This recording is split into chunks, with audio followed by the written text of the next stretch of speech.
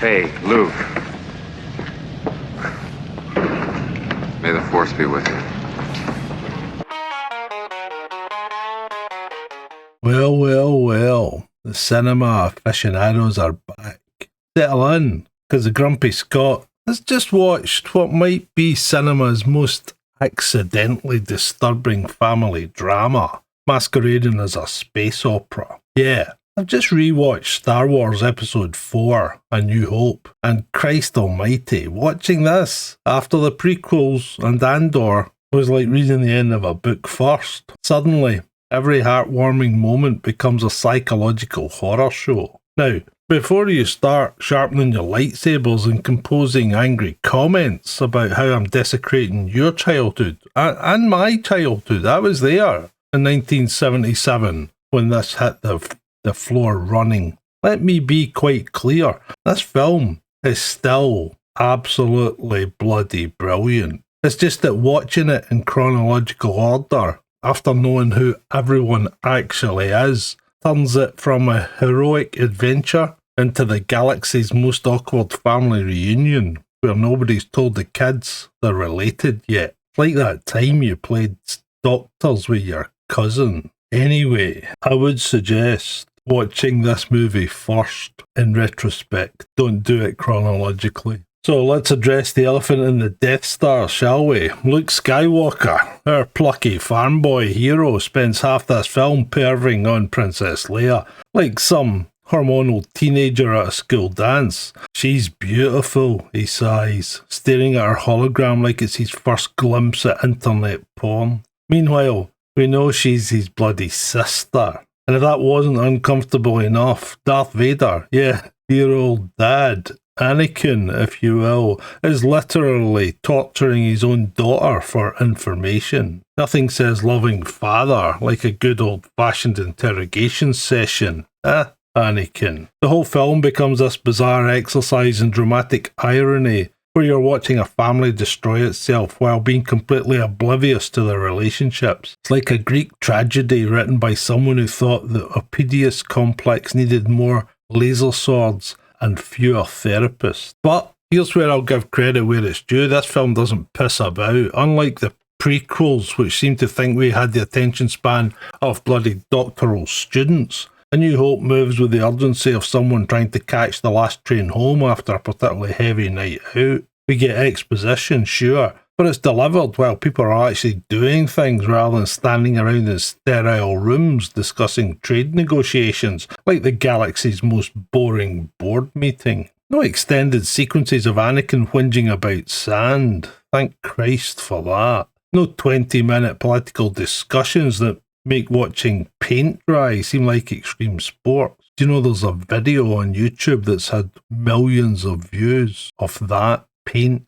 drying? Anyway, I digress. It's just Obi-Wan dropping some cryptic nonsense about the good old days and boom, we're off to rescue a princess and blow up a moon-sized weapon of mass destruction. Proper storytelling efficiency, that. Speaking of Obi-Wan, can we talk about the magnificent hypocrisy of Sir Alec Guinness delivering that classic line about lightsabers being a more civilised weapon for a more civilised age? Brilliant acting from Guinness, by the way. The man could actually make a David Attenborough documentary sound interesting. But then, within 20 minutes? We're in the cantina, watching him casually dismember some poor sod who was probably just having a bad day. More civilised, he says, right before turning someone into a human jigsaw puzzle. That's like saying a sword is more elegant than a chainsaw because it makes cleaner cuts. The cognitive dissonance is staggering, but Guinness sells it with such gravitas that you could almost believe slicing off limbs is somehow more refined than shooting someone. Now, having just watched Andor, which brilliantly showed how desperate and resource-strapped the rebellion actually was, a bit like the UK, seeing them casually hand over an X-Wing to Luke is like watching someone give the Ferrari keys to a teenager because he once won a go-kart race. Cassian Andor had to practically sell his soul to borrow a ship, and here's Luke getting the military equivalent of a Formula 1 car because he shot some womp rats in his spare time. I used to bullseye womp rats on my T-16 back home, he says, and apparently that's sufficient pilot credentials for operating million credit military hardware against the Empire's finest. I've won a kart race before. Does that qualify me for next year's Grand Prix? The Rebel Alliance's HR department clearly needs some serious restructuring here. Credit where it's due as well. John Dextra's visual effects work still holds up magnificently. These aren't the plastic-looking CGI nightmares that would plague later entries. This is proper model work with weight and substance. When those Star Destroyers lumber across the screen,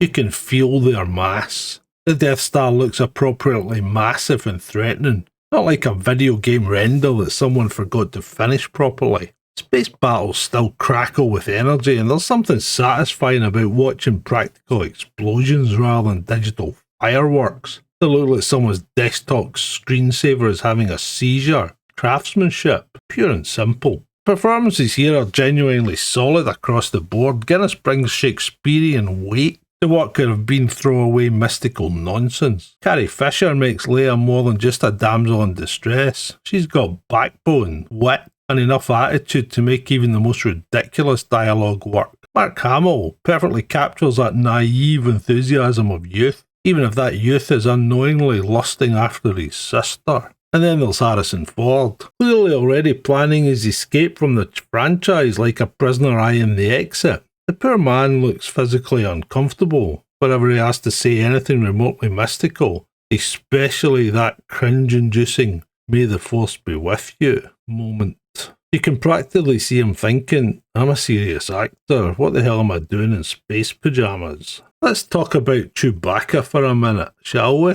Now, I've got nothing against the big furry fellow. He's loyal, brave, and probably gives excellent hugs. So watching this as an adult, Christ, the campness is off the charts. Every roar, every gesture, every moment of supposed fierce intimidation comes across like the galaxy's most fabulous hairstylist having a dramatic moment. Not necessarily a bad thing, mind you, but it's certainly not what I remembered from 1977. And finally, that ending. Sweet sovereign Christ, that ending. Having just learned that Luke and Leia are siblings, watching them exchange meaningful looks during the medal ceremony while the John Williams score swells romantically is like watching a nature documentary about inbreeding set to Wagner. The dramatic irony is so thick you could cut it with a lightsaber. The whole sequence plays out like the galaxy's most awkward award show, where nobody knows they're celebrating a family reunion disguised as a military commendation. It's as simultaneously triumphant and deeply uncomfortable and cringe-inducing, which probably wasn't the intended emotional response. Despite all these observations, however, despite the uncomfortable family dynamics and questionable military logistics,